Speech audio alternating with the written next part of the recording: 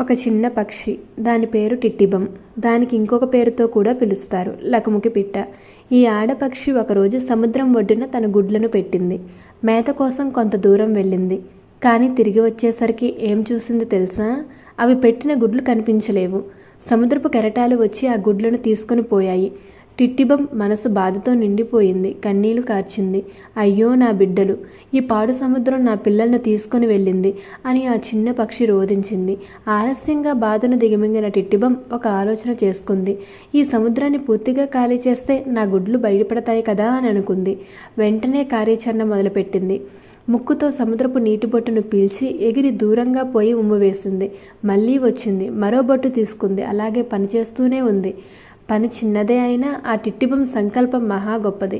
తొలుత ఇంకొన్ని పక్షులు దాన్ని చూసి నవ్వాయి. అయ్యా, నీ వల్ల సముద్రాన్ని తోడివేయడం సాధ్యమా అని ఎగతాళి చేశాయి.